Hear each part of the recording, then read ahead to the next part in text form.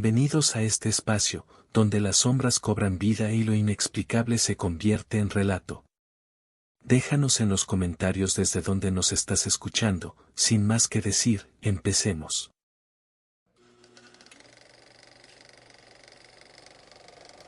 No soy de los que se dejan llevar por cuentos o supersticiones, y menos por lo que uno escucha en las carreteras. Durante años fui repartidor de maquinaria pesada, recorriendo miles de kilómetros por todo el país. Mi nombre es Ángel, y aunque ahora trabajo en un taller mecánico, hubo un viaje hace ya más de una década que todavía me quita el sueño. Fue en el año 2011, justo antes del Día de Muertos. Me tocó llevar una pieza enorme de generador a un campamento eléctrico en la Sierra Sur de Oaxaca, cerca de San Pedro el Alto. Las lluvias habían deslavado varios caminos principales, así que tuve que desviarme por una ruta secundaria, una carretera angosta que cruza varios pueblos entre montañas, y que, según me dijeron, era segura. Solo que nadie la usaba de noche. Salí de la ciudad de Oaxaca al mediodía. Llevaba conmigo a un ayudante joven llamado Rubén. Apenas tenía 20 años, era callado pero atento. El camión iba pesado, así que avanzábamos lento.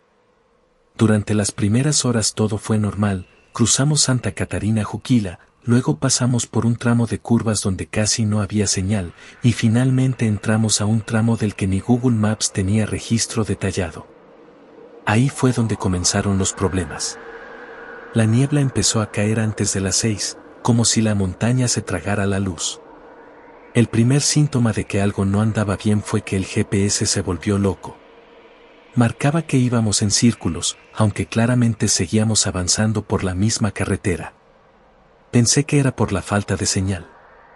Luego, Rubén dijo que había visto una mujer parada junto a la carretera.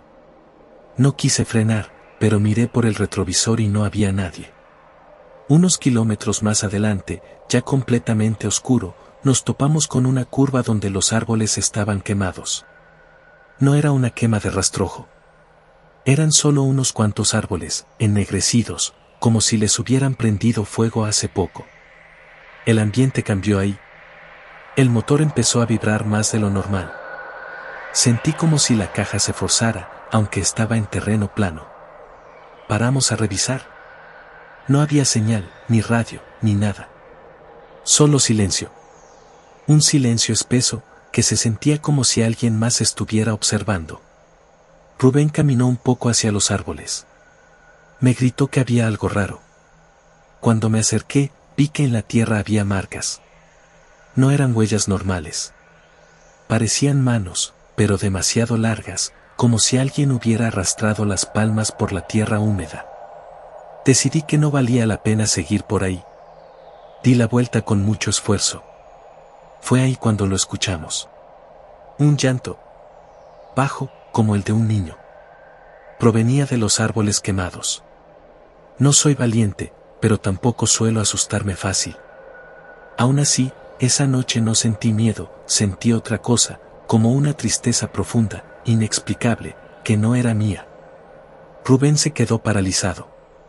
Le tuve que gritar para que regresara al camión. Al volver al camino, sentí que el aire se había vuelto más frío, pero la temperatura no había bajado. Condujimos unos kilómetros más hasta que vimos una casa a lo lejos. Una cabaña solitaria, con una luz tenue adentro. Decidí acercarme, tal vez alguien nos podía indicar por dónde salir. Me bajé solo, le pedí a Rubén que no se moviera. Toqué la puerta. Nadie respondió. Pero la luz seguía encendida. Intenté abrir. Estaba inseguro. Adentro, no había nadie. Solo una mesa, una vela, y en la pared, fotos antiguas. Muy antiguas. Gente de principios del siglo XX, posando como en retratos fúnebres. En una esquina, una caja de madera. La abrí. Había huesos. Pequeños. Humanos, sin duda. Y ropa de niño, doblada cuidadosamente. Volví al camión sin decirle nada a Rubén. Le dije que había sido un error detenernos, que debíamos seguir. Durante la siguiente hora, nadie dijo una palabra. pero cuando por fin logramos conectar con la carretera principal y llegar al pueblo más cercano, Rubén me preguntó algo que no supe cómo contestar. Me dijo que, mientras yo estuve en la cabaña, alguien se subió al camión con él. Que no lo vio, pero sintió cómo se abría la puerta del copiloto. Que sintió una mano en su hombro. Y que la voz del niño que lloraba ahora le había dicho algo. No me dejes aquí, le susurró. Durante el resto del trayecto hasta San Pedro el Alto no hablamos más del asunto. Rubén se quedó en silencio, mirando por la ventana, y yo me concentré en el camino. La carretera volvió a ser transitable, aunque la sensación de estar siendo observados no desapareció del todo. Al llegar al campamento entregamos la pieza, firmamos los papeles y nos ofrecieron quedarnos a dormir. Aceptamos. La tensión del viaje me había dejado agotado. En la madrugada, Rubén vino a tocar a mi puerta. Me pidió que lo escuchara. Me dijo que no quería quedarse a dormir ahí, que algo lo estaba siguiendo. Pensé que era el cansancio, pero su rostro me hizo dudar. Tenía los ojos hundidos y la voz temblorosa. Me dijo que la voz del niño había vuelto. Esta vez en sueños. No me dejes aquí. No soy de este monte. Intenté calmarlo. Le dije que al día siguiente regresaríamos por otra ruta. Dormimos un par de horas más, y antes de que saliera el sol ya estábamos listos para volver. Preguntamos en el pueblo si alguien conocía la carretera por la que habíamos llegado. Un señor mayor nos miró raro y luego dijo que esa ruta estaba maldita. Que por ahí, en tiempos antiguos, se llevaban a los niños que nacían torcidos. No entendía a qué se refería. Lo explicó con voz baja: niños con enfermedades, deformidades o que no hablaban. Los curanderos del monte los tomaban para enterrarlos en lo alto del bosque, en rituales antiguos que ya nadie usaba, o eso creían. Nos miramos sin decir nada más. Tomamos la otra carretera, por Pochutla. Mucho más larga, pero segura. Durante el trayecto de vuelta, Rubén me contó más sobre lo que había vivido. No solo había sentido que alguien se subía al camión. También sintió como esa presencia se quedaba ahí. Le pregunté si creía que lo había seguido. Me respondió que no. Dijo que lo que fuera que se había metido al camión no quería irse con nosotros. Solo quería que alguien supiera que estaba ahí. Que lo hubieran escuchado, aunque fuera una vez. Esa frase se me quedó clavada. Los días siguientes fueron pesados. Ya en casa, tuve pesadillas con la cabaña, con las fotos antiguas y con el llanto. Pero lo peor no fue eso. Lo peor fue que Rubén empezó a cambiar. Primero dejó de hablar. No completamente, pero se volvió retraído. Luego, me contó que no podía dormir. Que cada vez que cerraba los ojos, veía el rostro de un niño. No un fantasma ni una aparición, simplemente un niño con la cara muy pálida, mirándolo. Que no decía nada, pero que lo observaba con insistencia. Al poco tiempo, dejó el trabajo. Me dijo que se iba a vivir con un tío al norte, lejos de las sierras. Pasaron casi 3 años sin saber de él. Hasta que una tarde recibí una llamada. Era su tío. Rubén había sido internado en una clínica. Tenía episodios de angustia severa, decía que había algo que no lo dejaba en paz. Su tío me pidió que le contara si había pasado algo raro durante nuestros viajes, porque Rubén repetía una frase en sus ataques de ansiedad. No soy de este monte. No me dejen aquí. Fui a visitarlo unos días después. El lugar era modesto, en las afueras de Saltillo. Rubén estaba muy delgado, pero en general tranquilo. Me reconoció. Hablamos poco. Me preguntó si yo también lo seguía escuchando. Le dije que no. Me miró como si le estuviera mintiendo. Antes de irme, me dijo algo que no le conté a nadie por mucho tiempo. Dijo que él sí había visto al niño. La noche en que paramos en la carretera, mientras yo estaba dentro de la cabaña, Rubén lo vio parado a unos metros del camión. Que el niño no caminaba, solo estaba ahí, con los pies descalzos y una mirada que no correspondía a su edad. Que le extendió la mano, pero que no se acercó. Rubén no sabía si era un espíritu o si seguía con vida. solo que algo en él no estaba completo. Como si el niño aún no entendiera que ya no pertenecía a este mundo. Regresé a casa con más preguntas que respuestas. Pasó otro año y Rubén fue dado de alta.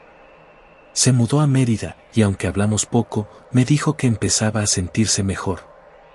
Yo intenté dejar atrás todo aquello, seguir con mi vida, concentrarme en el taller. Pero hubo algo que no pude ignorar. Una tarde, limpiando el camión viejo que usaba en esos años, encontré una caja que no recordaba haber guardado. Estaba detrás del asiento del copiloto. Era pequeña, envuelta en una tela gruesa. Al abrirla, encontré dentro una camisa infantil doblada con cuidado y un trozo de madera tallada con símbolos que no conocía. Olía a humo, como a leña quemada. No se la mostré a nadie.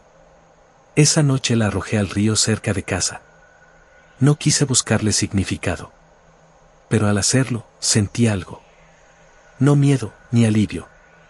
Sentí que estaba cometiendo un error. Como si al tirar esa caja, hubiera callado algo que solo quería ser contado. En los años siguientes, traté de dejar todo atrás. Me cambié de casa, vendí el camión y me dediqué por completo al taller. Tuve hijos. Mi vida se volvió rutinaria, más tranquila. Pero nunca logré borrar completamente lo vivido en aquella carretera. Algo se me quedó impregnado, como una mancha que no se ve, pero se siente. Fue hasta 2020, durante la pandemia, que volví a pensar con insistencia en esa noche. Con tanto encierro, pasaba más tiempo en internet, leyendo cosas que antes habría ignorado. Un día encontré un foro donde se hablaba de carreteras malditas de México. Entre los comentarios, alguien mencionaba una ruta secundaria en la Sierra Sur de Oaxaca, cerca de San Pedro el Alto, donde se reportaban apariciones y vehículos que se perdían por horas o que daban vueltas sin sentido. El mensaje era de un usuario anónimo, pero incluía algo que me heló la sangre. Decía que, en esa carretera, algunos camioneros habían reportado ver una cabaña con luz prendida, aunque oficialmente no hay casas construidas en ese tramo desde hace más de 60 años. Empecé a investigar más. Encontré registros históricos, archivos digitalizados de la Secretaría de Comunicaciones, mapas antiguos. Efectivamente, existía un tramo en esa región que había sido parte de un camino comunal. Fue cerrado oficialmente en 1968 tras una serie de accidentes fatales. La razón del cierre no fue por cuestiones de tránsito. Según un acta municipal rescatada por una historiadora local, el camino fue clausurado por respeto a los sitios ceremoniales de las comunidades originarias. Y por la presión de curanderos de la zona que alegaban que era tierra donde no debía pasar nadie más. Seguí tirando del hilo. Me puse en contacto con la historiadora, una mujer llamada Beatriz que trabajaba en una universidad del estado. Le conté que había pasado por ese camino y que sentía algo extraño. No le hablé de la caja ni del niño, solo le dije que había sentido una tristeza profunda. Ella me preguntó si había visto fuego. Le dije que sí, árboles quemados. Me pidió que buscara el término niños no regresados. Fue ahí donde todo cambió. En algunos pueblos zapotecos, existía la creencia de que ciertos niños nacían con la mirada anclada en el otro lado. No eran considerados endemoniados, pero tampoco como parte plena del mundo de los vivos. Si enfermaban o no hablaban después de cierta edad, se decía que estaban prestados. Si el curandero del pueblo determinaba que su espíritu no iba a regresar, la comunidad los entregaba en ceremonia al monte, para que encontraran su camino de regreso solos, sin que se los llevaran los malos vientos. Algunos eran enterrados con ropa nueva, otros en cajas con objetos que les ayudaran a no perderse. Beatriz me envió un audio con la grabación de un anciano de la región contando cómo su abuelo había llevado en brazos a su hermano menor a una ceremonia de este tipo. El niño nunca volvió. Nadie lloraba en esos rituales. Se hacía en silencio. Entendí entonces lo que había visto aquella noche. La cabaña no era una casa cualquiera. Era un espacio ceremonial. Las fotos, la vela, la caja, todo tenía un sentido. No era un lugar para vivir, sino para dejar algo atrás. o a alguien. Recordé el susurro que Rubén escuchó: no soy de este monte. Quizá ese niño no era originario de ahí. Tal vez lo trajeron desde otro lugar. Tal vez no estaba prestado. Tal vez solo fue abandonado. La sensación de tristeza que sentí no era miedo. Era la presencia de alguien que no debía estar solo, que había sido dejado sin explicación. Sin llanto. Sin duelo. Pensé en Rubén. Lo llamé después de años sin hablar. Seguía en Mérida, trabajando en un taller mecánico. Me dijo que ya no soñaba con el niño. Que sentía que, con el tiempo, se había apagado esa presencia. Como si hubiera aceptado por fin que no lo iban a escuchar. Le pregunté si todavía pensaba que era real. Me dijo que sí. Que no era un fantasma en el sentido común. Era algo más antiguo. Algo que no encajaba en las palabras modernas. Después de esa llamada, hice un viaje solo. Volví a Oaxaca.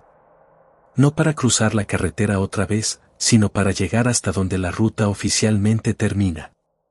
Dejé el auto en el último poblado y caminé unos kilómetros. Los árboles quemados ya no estaban, pero encontré un espacio abierto, rodeado de piedras acomodadas en círculo.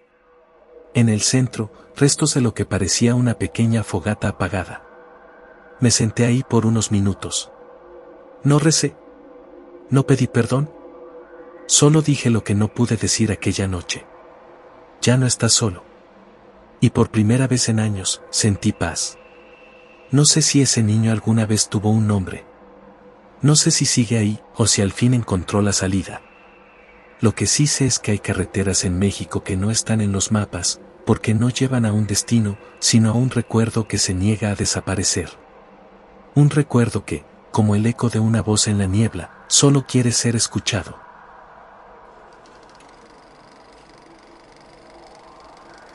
Fue en marzo de 2009 cuando conocí a Isaías. Yo acababa de cumplir 27 años, y trabajaba como técnico en telecomunicaciones. Por aquel tiempo hacíamos inspecciones a torres de transmisión en zonas rurales. El proyecto nos había llevado ya por media república, pero esa semana nos tocó cubrir una torre aislada en las colinas cercanas a Zayacatlán de Bravo, Puebla. En teoría, era una visita rápida, revisar la base de la antena, comprobar alimentación eléctrica y asegurar que los datos satelitales llegaran sin interferencias. Me asignaron a Isaías como compañero. Él era más joven que yo, hablador y con ese tipo de humor que se vuelve incómodo cuando uno ya tiene el día cargado. Salimos desde Tehuacán a mediodía, en una camioneta de la empresa. A pesar de que yo conocía bien esa zona del país, no había oído hablar de Zayacatlán. Al llegar a la bifurcación hacia el pueblo, tomamos un camino de terracería que cruzaba matorrales secos y lomas que parecían repetirse una y otra vez. No vimos autos. Solo un par de burros sueltos y algunas casas dispersas. La torre estaba marcada como Tor MX 412 y debía estar en lo alto de una pequeña meseta, a poco más de 5 kilómetros del pueblo. Al pasar por la entrada, notamos que el letrero estaba pintado a mano, con letras torcidas. Debajo, alguien había colgado un ramo de hojas secas amarradas con listón rojo. Isaías comentó que era una cosa de brujería, y se burló. Pero yo sabía que esos detalles no se colocan sin razón. Llegamos al pueblo como a las 4. Era pequeño, con calles de tierra y techos de lámina. Al bajar del vehículo, lo primero que notamos fue el silencio. No el típico de los pueblos, sino un silencio contenido, tenso. Había personas en las casas, pero nadie salía. Nos miraban desde las ventanas. Un par de niños cruzaron corriendo una calle, pero ni se acercaron. Isaías se encogió de hombros, indiferente. Yo sentí un escalofrío en la nuca. Buscamos a las autoridades locales, pero solo encontramos a una señora de edad en una tienda que funcionaba también como fonda. Le preguntamos por el camino a la torre y si era seguro pasar por ahí al atardecer. Nos miró con una mezcla de lástima y advertencia. Nos dijo que el sendero era transitable, pero que no estuviéramos ahí cuando cayera la noche. Isaías se rió. Yo no. Subimos a la torre sin problema. El equipo funcionaba. Hicimos las revisiones básicas, tomamos fotos, medimos señal. Para cuando terminamos, ya estaba bajando el sol.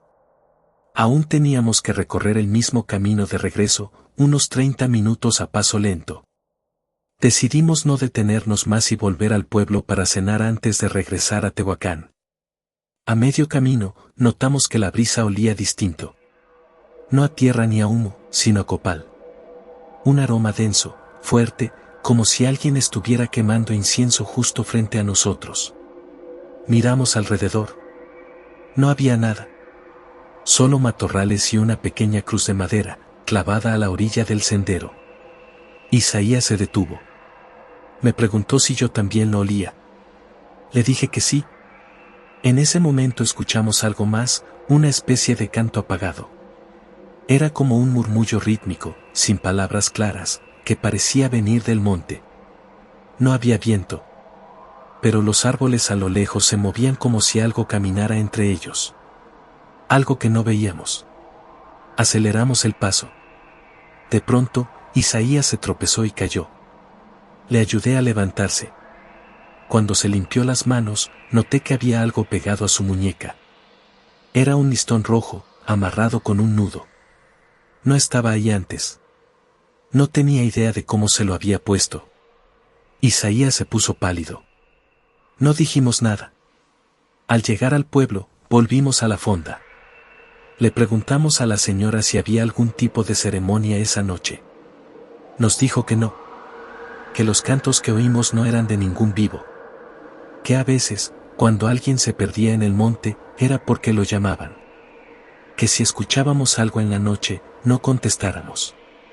Ni aunque fuera una voz conocida. Esa noche decidimos dormir en el pueblo. Yo ya no quería manejar de noche. Nos dieron un cuarto en una casita a unos pasos de la plaza. Un cuartito humilde, sin luz eléctrica, solo con una lámpara de gas. Dormimos en silencio, cada uno en una colchoneta en el suelo. A la medianoche, Isaías me despertó. Dijo que alguien estaba afuera. Me levanté y me acerqué a la ventana. Vi una silueta. Un hombre parado frente a la casa, inmóvil. Solo estaba ahí, con la cabeza agachada, como esperando algo. Olía a copal. Me quedé mirando al hombre desde la ventana, sin atreverme a moverme. No podía verle la cara, pero su postura me pareció antinatural, rígida, como si no estuviera respirando. Llevaba un sombrero de palma viejo, y parecía envuelto en un rebozo oscuro. Isaías se levantó detrás de mí, y al ver la figura, dio un paso atrás. ¿Quién es?, me susurró. Le dije que no sabía, que no hiciera ruido. Volteé para buscar mi celular, pero no teníamos señal desde la tarde. No había forma de avisarle a nadie. Pensé en salir y encararlo, pero algo en mi cuerpo se negó. No era miedo común. Era como si una parte muy antigua de mí entendiera que no debía cruzar esa puerta. Nos quedamos quietos durante varios minutos, hasta que el olor a copal se hizo más fuerte. De pronto, sin moverse del lugar, el hombre levantó la cabeza.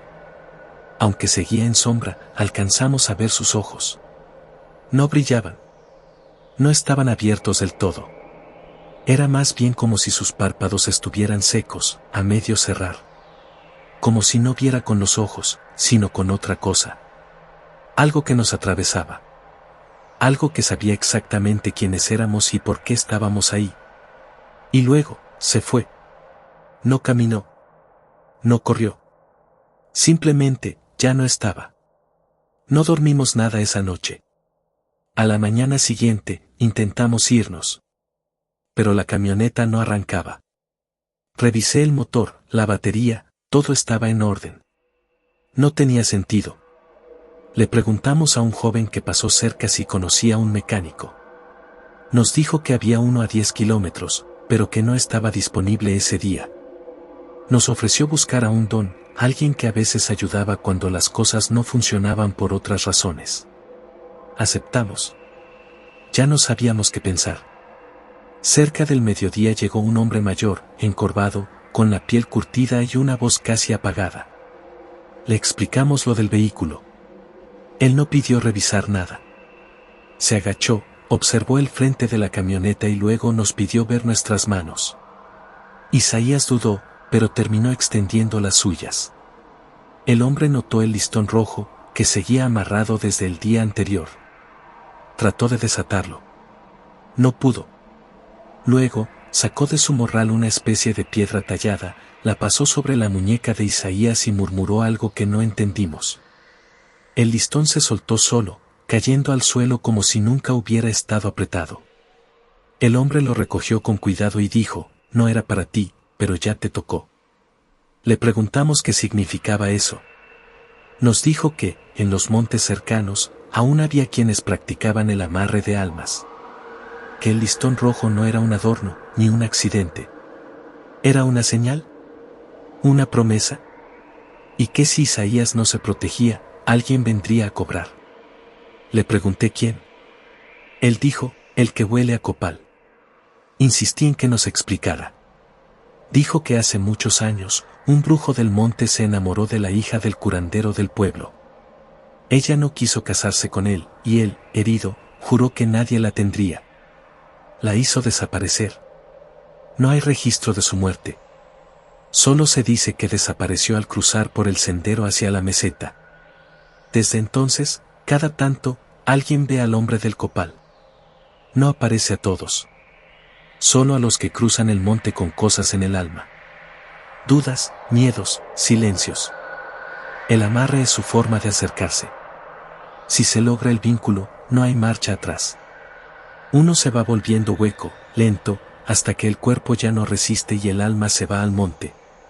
Isaías no quiso seguir oyendo. Se levantó y se fue. Yo me quedé un momento más. Le pregunté al anciano si había forma de romper ese vínculo. Él dijo que sí, pero no en ese pueblo. Que la única forma era encontrar la ofrenda original. El primer amarre.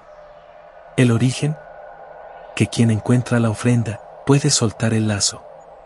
Horas después, la camioneta arrancó. Nadie supo por qué.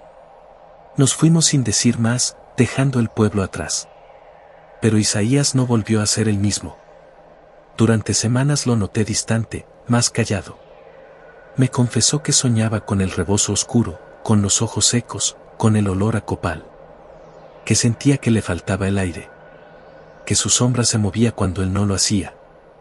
Yo trataba de restarle importancia, de decirle que todo había sido una sugestión, una coincidencia. Pero algo en su mirada me decía que él ya sabía que no era así. Un día, Isaías me llamó. Dijo que iba a volver. Que necesitaba encontrar algo en el monte. Y colgó. Pasaron varios días sin saber de Isaías. Le mandé mensajes, lo llamé, nada. Lo reporté en la empresa, pero como ya estaba por renunciar, nadie pareció tomarlo muy en serio. Pensaban que simplemente se había ido sin avisar. Pero yo sabía que no era así. Revisé nuestras rutas, los reportes de inspección, los puntos donde paramos. Todo apuntaba a un solo lugar. ¿Sayacatlán? Volví una semana después. Manejé solo, sin avisar a nadie. Cuando llegué al pueblo, lo encontré igual, polvoriento, callado, detenido en el tiempo. Esta vez, nadie me miró desde las ventanas. Era como si ya me conocieran, como si supieran a qué iba. Fui a la fonda. La señora ya no estaba. Me atendió una joven, quizás su nieta. Le pregunté por Isaías. Me dijo que sí, que lo habían visto hace unos días, que subió al monte solo. Que nadie lo siguió. Que eso no se hace. Le pregunté por qué no. Me dijo, porque el que sube con el lazo, no baja sin dejar algo. Volví a subir al sendero. Esta vez no sentí miedo. Sentía algo más parecido a resignación. Como si supiera que no iba a encontrar a Isaías, sino a lo que él había dejado atrás. El sendero era el mismo.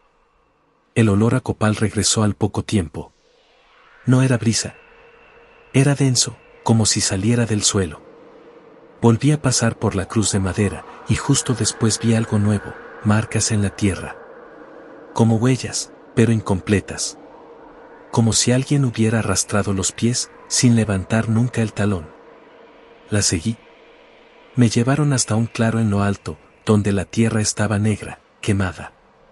En el centro había una figura hecha de ramas, de más de 1,5 metros de alto. Un hombre de brazos extendidos, con un rebozo amarrado al rostro. Frente a él, una pequeña ofrenda, frutas secas, una foto de una mujer antigua, y al centro, el listón rojo. Lo reconocí de inmediato. Me arrodillé.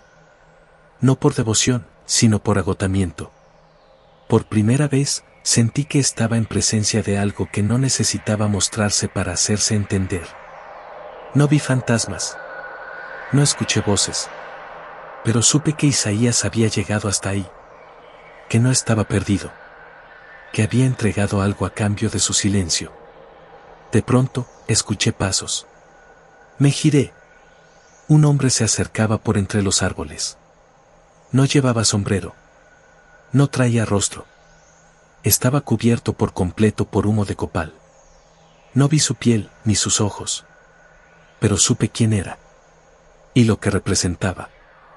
No corrí. Me quedé de pie. El humo me rodeó. Y sentí algo distinto. No amenaza. No consuelo. Sentí que me estaban observando por dentro, buscando algo que yo tal vez no sabía que tenía. Y luego, me dejaron ir. Cuando regresé al pueblo, la joven me miró con extrañeza. Me preguntó si había encontrado lo que buscaba. Le dije que no. Que lo que encontré no era Isaías. Ella asintió. Días después, recibí un paquete en casa. No tenía remitente. Solo traía una caja envuelta en papel grueso. Dentro había un cuaderno. Reconocí la letra de Isaías. Era un diario. Casi todas las páginas estaban en blanco, menos la primera. Decía. Lo vi. No era lo que esperaba. Pero tampoco lo que temía. No hay regreso, pero sí hay silencio. Años después, aún conservo ese cuaderno. Nunca supe quién me lo envió. No encontré más rastros de Isaías. La empresa no volvió a asignar inspecciones a esa torre. El monte se cerró para nosotros, como si nunca nos hubiera permitido estar ahí en primer lugar. Con el tiempo, comprendí algo. No todo lo que huele a copal es sagrado.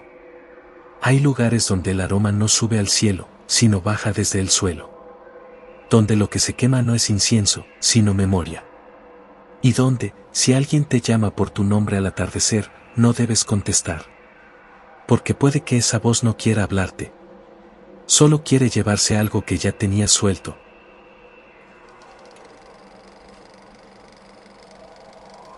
En 2015 trabajaba como conductor de transporte privado para empresas que organizaban giras técnicas por zonas rurales. Mi trabajo consistía en llevar a grupos pequeños, ingenieros, agrónomos, inspectores, a visitar instalaciones remotas, presas, sembradíos, laboratorios. Un trabajo solitario, pero bien pagado.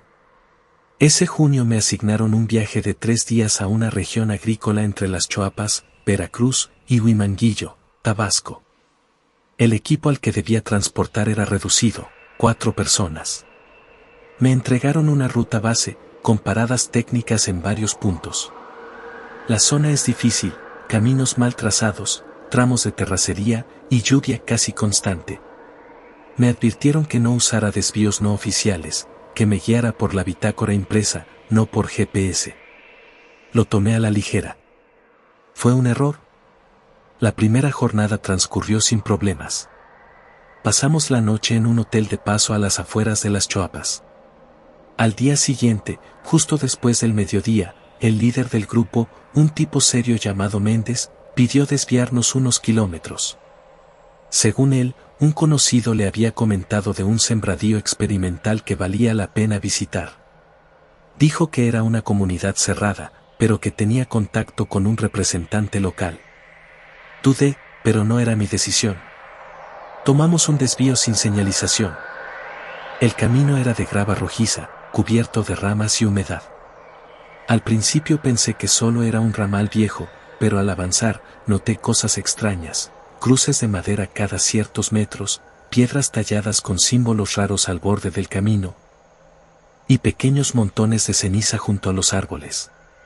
Uno de los ingenieros, el más joven, comentó que parecía tierra ceremonial. Méndez respondió que esas eran cosas de la gente, que no hacían daño. Seguimos avanzando. Ya era tarde cuando llegamos a una comunidad dispersa, casas de madera, techos de palma, sin luz visible, pero con senderos bien trazados entre los árboles. Todo estaba perfectamente limpio, sin basura, sin polvo. Parecía deshabitado, aunque sabíamos que nos observaban. ¿Se sentía?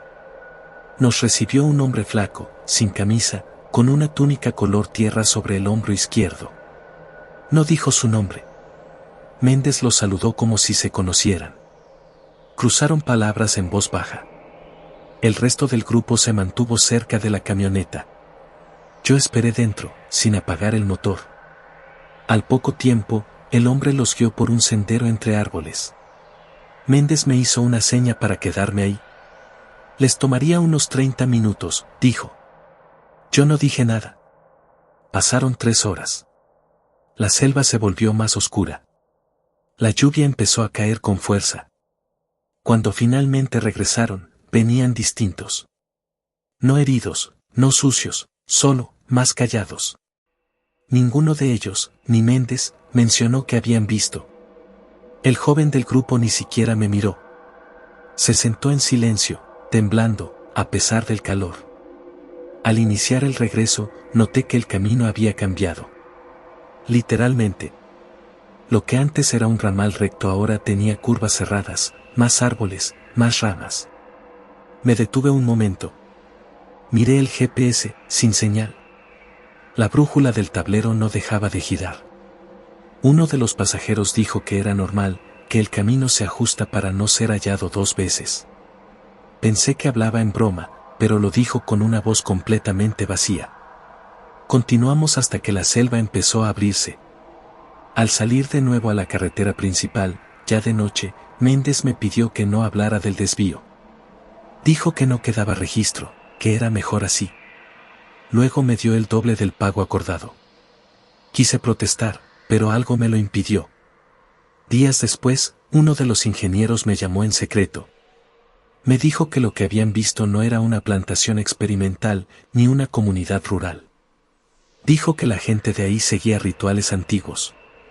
Que creían que la tierra tenía voluntad propia, y que solo los que sabían leerla podían sobrevivir. Me pidió que no intentara volver.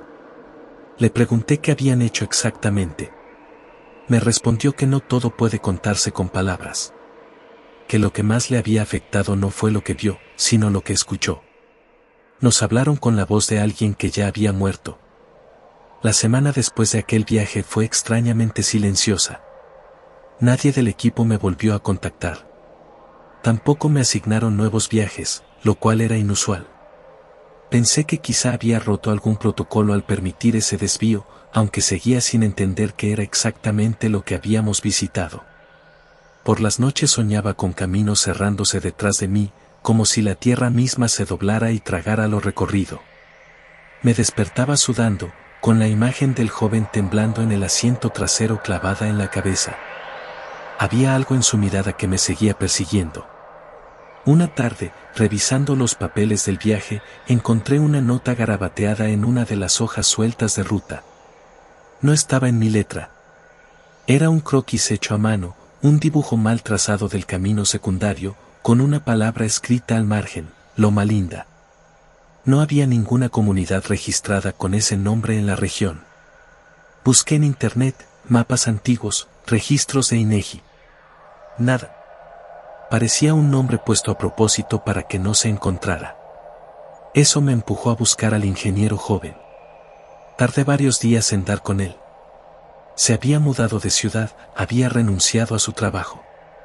Finalmente logré contactarlo por mensaje. Le dije que necesitaba entender qué era ese lugar. No me respondió de inmediato. Al día siguiente me mandó una nota de voz. No vayas a buscarlo. Ese sitio, se te queda metido. Y si vas solo, no regresas. La voz sonaba más vieja, apagada, como si algo en él se hubiera secado. Decidí intentarlo de todos modos. Preparé una ruta parecida a la del viaje original, pero sin los desvíos improvisados. Llevaba la esperanza de ubicar algo desde el camino principal. Pero todo parecía diferente. Los árboles habían crecido más, los caminos laterales estaban cubiertos por maleza, como si la naturaleza hubiera tapado todo intencionalmente. En un tramo cercano a donde recordaba el desvío, noté una desviación apenas visible, con ramas partidas, como si un vehículo hubiera pasado hace poco. Me adentré en la brecha. La camioneta traqueteaba con cada piedra. Habían pasado 5 años, pero todo me resultaba familiar. El aire húmedo, el olor a tierra fermentada, el silencio demasiado denso. Avancé hasta que sentí que el ambiente cambiaba. No sé cómo describirlo, pero el sonido del motor parecía apagarse dentro de la cabina. Como si la selva absorbiera cada vibración. Entonces vi algo, una estructura de madera, apenas visible entre los árboles, similar a una torre de vigilancia, pero sin uso evidente. Subí a pie por una ladera corta y llegué a un claro donde reconocí una cruz de madera clavada en el suelo. No estaba tallada. Era una cruz común, pero algo en su presencia me incomodó profundamente. Detrás, una especie de altar rudimentario con vasijas rotas, cenizas y restos de cera. Cuando me agaché para inspeccionar, escuché un murmullo. No era viento. Era una voz humana, baja, como si estuviera repitiendo algo. Me quedé inmóvil. El murmullo se repetía en un patrón rítmico, sin palabras que pudiera reconocer. Me giré lentamente, esperando encontrar a alguien. No había nadie. Solo árboles, musgo y niebla que empezaba a formarse sin razón. Entonces sentí que me observaban. No como se siente cuando alguien te mira desde lejos. Era más profundo. Como si la tierra misma supiera que yo estaba ahí. Volví a la camioneta con el corazón acelerado. El camino por el que había llegado estaba cubierto. Literalmente. Ramas caídas, arbustos cerrando el paso. No había viento que justificara ese cambio tan repentino. Retrocedí a pie por el borde del camino. A cada paso, el suelo parecía distinto. Me orillé, empujé ramas, traté de reconocer el camino. Caminé durante horas. El GPS seguía sin señal. El sol se ocultó y la oscuridad de esa región no es como la de ciudad. Es total. Negra. Silenciosa. Pasé la noche dentro de la camioneta, sin dormir. Escuchaba pisadas afuera, leves golpes sobre el toldo, pero no me atrevía a asomarme. Al amanecer, milagrosamente, el camino reapareció. No escuché ramas moverse, ni hojas crujir. Solo abrí los ojos y ahí estaba el paso, limpio, transitable. Como si nada hubiera pasado. Regresé al pueblo más cercano sin detenerme. Alguien me recomendó visitar a un sacerdote en una comunidad cercana, conocido por tratar con asuntos extraños. No soy religioso, pero fui. Le conté, con reservas, lo que había vivido. Me miró un momento y me dijo algo que no olvidaré. Lo que encontró fue un lugar de pacto. Ahí la gente no reza. Ahí la tierra manda. Le pregunté qué clase de pacto. Uno viejo. Muy viejo. De los tiempos antes del lenguaje. Cuando el dolor se ofrecía para que la tierra siguiera dando fruto. ¿Y qué quieren ahora? Le pregunté. Nada de ti. ¿Todavía?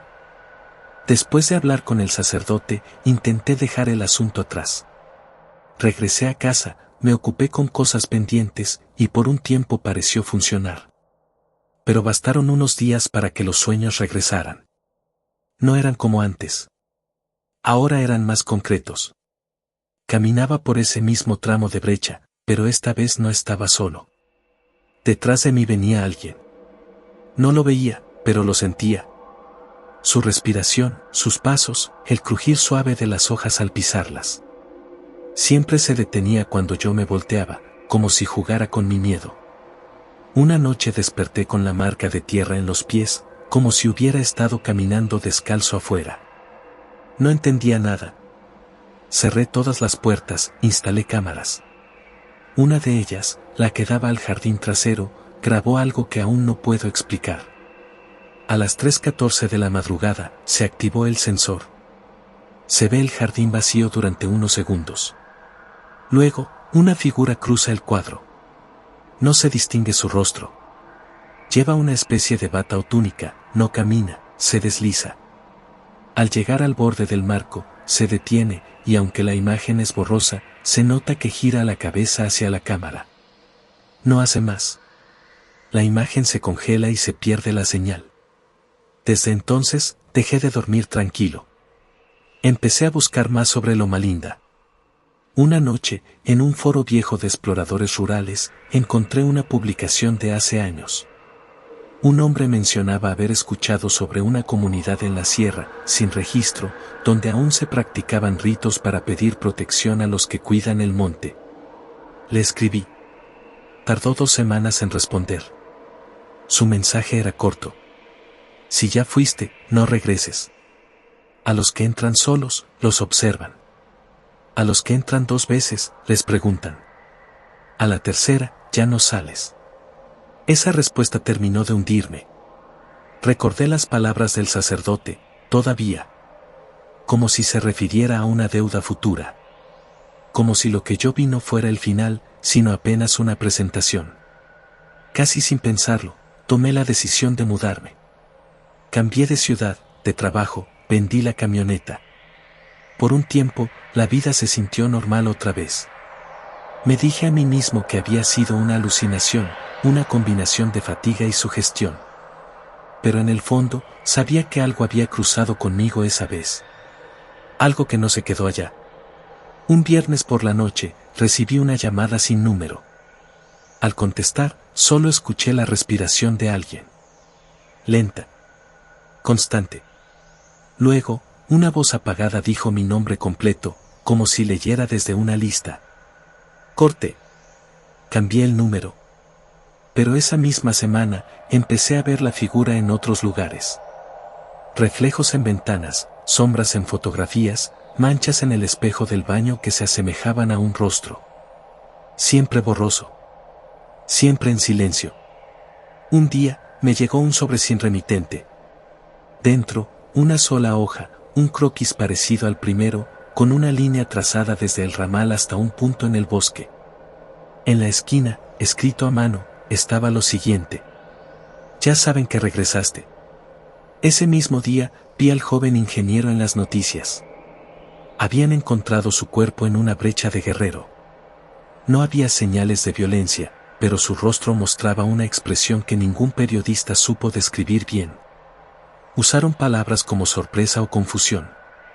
Yo reconocí el gesto. Era el mismo que vi en la noche del viaje. Como si estuviera viendo algo que solo él podía entender. Después de eso, supe que no podía huir. Así que cambié de estrategia. Decidí entender. Investigar de verdad. Empecé a buscar registros antiguos, contactar gente que trabajó en exploraciones de campo, leer sobre comunidades aisladas. Y descubrí algo, hay varios puntos en México donde los caminos parecen cambiar. Donde el paisaje no coincide con los mapas, donde la vegetación crece demasiado rápido, donde los pobladores no miran a los forasteros a los ojos. Uno de esos puntos coincidía con el área que recorrimos. Algunos antropólogos han escrito sobre zonas de plegamiento territorial, donde no es la tierra la que se mueve, sino la percepción. Donde el tiempo no se comporta igual. Donde ciertas comunidades realizan ofrendas no a santos, ni a dioses, sino a los dueños antiguos de la tierra, entidades sin nombre que no piden fe, solo obediencia. ¿Y qué pasa cuando alguien entra sin permiso? Según esos textos, se lo marca. No físicamente. Pero esa persona nunca vuelve a sentirse del todo sola. A veces creo que eso fue lo que me pasó. No fue una amenaza. Fue una advertencia. Un aviso de que ya me habían visto. De que había cruzado un umbral del que no se vuelve del todo. Hoy sigo conduciendo, pero evito las rutas de sierra. Si veo una brecha cubierta de maleza o un desvío sin señal, acelero. Ya no me interesa saber más. Porque algo me dice que si regreso una tercera vez, no será para salir. Será para quedarme. Y esta vez, no como visitante.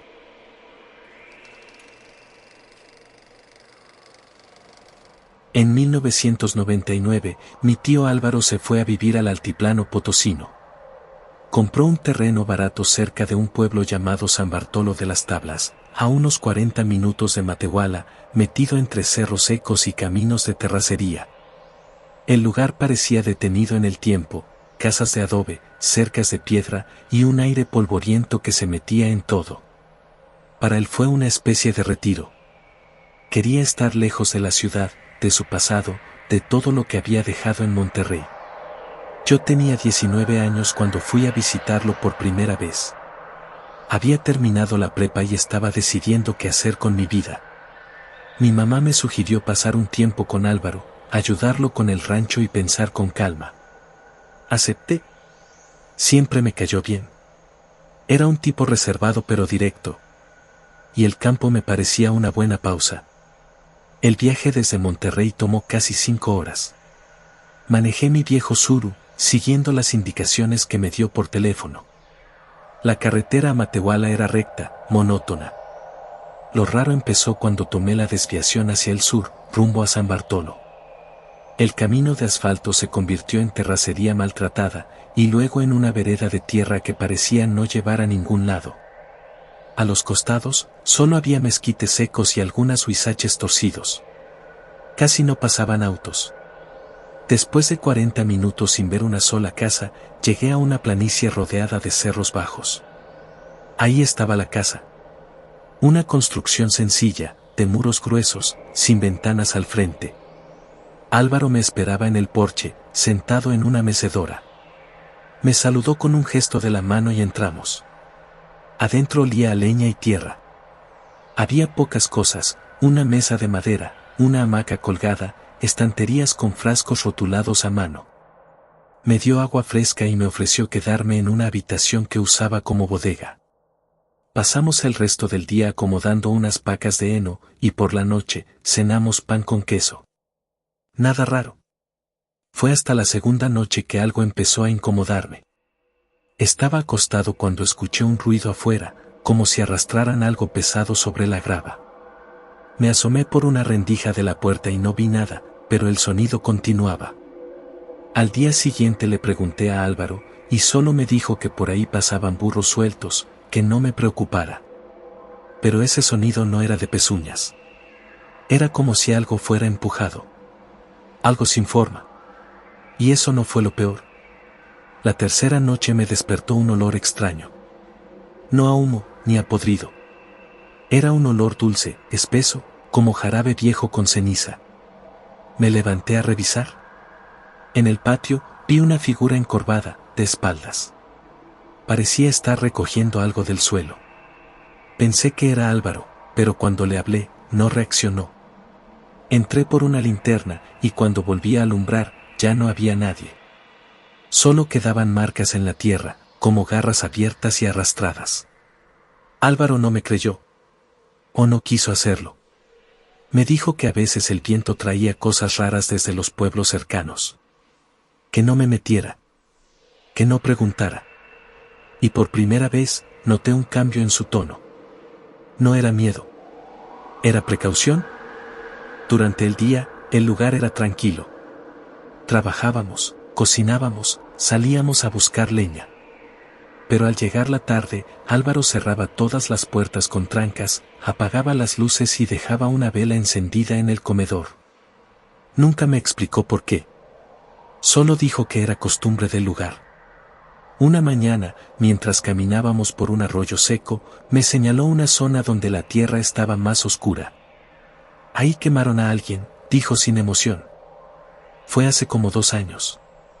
Un tipo que vino de fuera, igual que tú.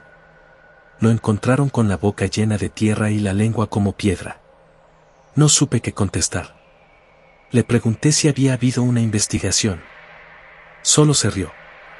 Aquí no se investiga eso. A partir de ese día, empecé a prestar más atención a los detalles. El pueblo estaba a unos 7 kilómetros, pero rara vez veíamos gente de allá. Solo una mujer de edad que a veces pasaba a dejar pan o huevos. No hablaba mucho. Usaba siempre un rebozo negro y caminaba descalza. Una vez noté que tenía los dedos del pie marcados con ceniza. Le pregunté a Álvaro sobre ella. Me dijo que se llamaba Felipa. Y que no la mirara directo a los ojos. No quise insistir. Pero algo me llevó a seguirla un día. Fue después de verla salir del rancho con una bolsa de tela en la mano. Caminaba hacia el sur, por un sendero poco marcado. La seguí a distancia. Caminó por casi media hora, hasta llegar a una especie de claro rodeado de cactus altos. Allí, otras 3 mujeres la esperaban. No pude escuchar lo que decían. Solo vi que se sentaban en círculo y encendían algo. Humo espeso, blanco. Después comenzaron a cantar. No entendía las palabras. Eran sonidos guturales, como si recitaran sílabas viejas, de otro idioma. Me asusté y regresé. Esa noche no dormí. En la madrugada, escuché pasos dentro de la casa. Me levanté y vi a Álvaro sentado en la cocina, con una vela frente a él. Estaba llorando en silencio. Al notar mi presencia, se limpió el rostro y me dijo algo que no olvidaré. No te metas con ellas. No son brujas, son otra cosa. No rezan, no piden. Solo acuerdan. Le pregunté si había hecho algún trato. No respondió. Solo me miró. A la mañana siguiente, Felipa no vino. Tampoco volvió en toda la semana. Y el olor a ceniza dulce volvió a colarse por la casa. Fue entonces cuando decidí ir al pueblo. Quería entender qué estaba pasando. Pero lo que encontré allí no me aclaró nada. Al contrario. Me hizo pensar que Álvaro ya no era libre. Y que tal vez yo tampoco. El pueblo de San Bartolo de las Tablas no parecía diferente a cualquier otro en esa región. Tenía una plaza polvorienta, una iglesia sin campanas, una tienda de abarrotes, y gente que evitaba hablar con extraños. Estacioné el carro frente a la presidencia, que estaba cerrada. El único que me dirigió la palabra fue un hombre mayor sentado en una banca, que mascaba algo como tabaco y escupía con regularidad. Le pregunté si conocía a Felipa. No respondió. Solo señaló hacia el norte con la barbilla. Insistí un poco, y entonces dijo, casi en susurro, que no hablara su nombre en voz alta. Que ella no vivía aquí, sino entre. Eso dijo, entre. No quise parecer más insistente, así que me fui. Pero en el camino de regreso pasé frente al panteón del pueblo, y algo me llamó la atención. La mitad del terreno estaba cubierta con cruces normales, de cemento o madera. Pero la otra mitad estaba sin lápidas, solo montículos de tierra negra, como quemada. Me bajé a mirar más de cerca. Las tumbas no tenían nombre. Solo pequeñas marcas en piedra, círculos, líneas cruzadas, triángulos incompletos. Como si nadie reclamara a los muertos de ese lado, o como si no quisieran que fueran recordados. Cuando regresé a la casa, Álvaro estaba afuera, recortando ramas secas. Me preguntó si había ido al pueblo. Asentí.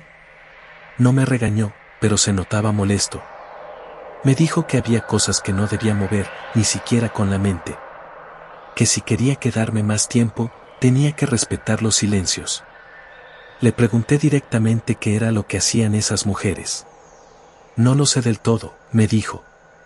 Pero no buscan fe. Buscan deuda. Esa palabra me quedó grabada. Esa noche, volví a escuchar el sonido de algo arrastrándose por la grava, pero ahora acompañado por un silbido suave, como un aliento prolongado. No me atreví a mirar por la ventana. Me quedé quieto hasta el amanecer. A la mañana siguiente, Álvaro me pidió que lo acompañara a un sitio. Caminamos hacia el cerro detrás de la casa, subiendo por una vereda casi invisible. No hablábamos. Tras una hora de marcha, llegamos a una cueva pequeña, apenas una hendidura en la roca. Entramos. Adentro había una especie de altar, una piedra plana, con manchas rojizas, rodeada de huesos pequeños. En las paredes, marcas similares a las que vi en el cementerio. Álvaro me dijo que ese era un lugar antiguo, que ya estaba ahí antes de que llegaran los españoles, que lo habían usado los primeros pobladores para guardar lo que no debía caminar. No explicó más. Mientras hablaba, algo me llamó la atención.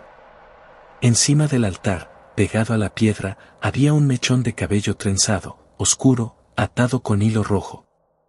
Álvaro me vio mirarlo y dijo que no lo tocara. Que esas cosas eran los recibos. ¿Recibos de qué?, pregunté. De pactos. Uno ofrece algo, ellas dan algo a cambio. Si uno rompe el trato, ese recibo se activa. Le pregunté si él había hecho uno. No respondió. Salimos de la cueva en silencio. Durante los siguientes días, todo se sintió más denso. El aire, el calor, incluso la comida sabía diferente. Empecé a notar que Álvaro se quedaba despierto toda la noche, como si esperara algo. La última noche antes de mi partida, me pidió que no durmiera. Vienen, dijo. No sé si por mí o por ti. Pero vienen. Encendimos velas. Cerramos todas las puertas y ventanas. En la madrugada, escuchamos algo caer en el techo. Luego, varios pasos. Lentos, como si se arrastraran con peso. Las velas se apagaron al mismo tiempo. Yo me quedé paralizado. Sentí que el aire se hacía más espeso, como si la casa se hubiera llenado de humo sin olor.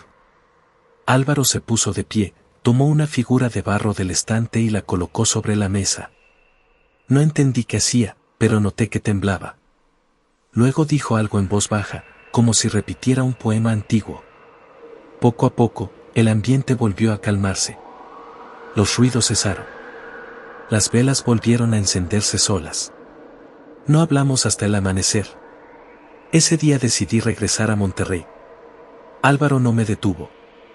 Solo me dio una bolsa pequeña, cerrada con hilo negro. Me dijo que la guardara en la guantera del carro y que no la abriera, pasara lo que pasara. En el camino, a medio tramo entre el rancho y la carretera principal, encontré un obstáculo. Piedras colocadas de forma deliberada. Me bajé a quitarlas. Mientras lo hacía, sentí que alguien me observaba. Miré alrededor, y entre los mezquites, vi a una mujer de pie. No se movía. Llevaba rebozo negro y los pies descalzos. Volví a subir al carro sin quitar las últimas piedras. Di marcha atrás y tomé otro camino, aunque fuera más largo. Llegué a Monterrey antes de la noche. Guardé la bolsa durante años. Nunca la abrí. Una vez traté de quemarla, pero no prendió. Como si el fuego la evitara. La metí en una caja con otras cosas que no quería tener a la vista. Hace 3 meses, me avisaron que Álvaro había muerto. No en San Bartolo, sino en Zacatecas. Lo encontraron en un hotel, con la lengua pegada al paladar y la boca llena de tierra. Sin signos de violencia. Las autoridades dijeron que fue una broncoaspiración. Yo supe que no fue así. Fui al funeral. No hubo misa. Solo unos cuantos conocidos. Nadie del pueblo. Nadie de allá va a los funerales. Eso me lo confirmó una mujer que vi a lo lejos, con rebozo negro, observando desde una camioneta. Cuando regresé a casa, la caja donde tenía la bolsa estaba abierta. No había sido forzada. Solo abierta. La bolsa seguía allí, pero el hilo negro ya no la cerraba. Desde entonces, por las noches, escucho un silbido leve junto a la ventana. Como un aliento prolongado. Desde el día del funeral de Álvaro, mi rutina cambió. Por fuera, todo parecía igual, seguía trabajando desde casa, salía a hacer compras, hablaba con mis amigos. Pero en las noches, algo distinto me acechaba.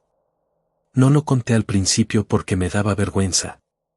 Pero empecé a ver sombras reflejadas en la televisión apagada. No eran figuras humanas.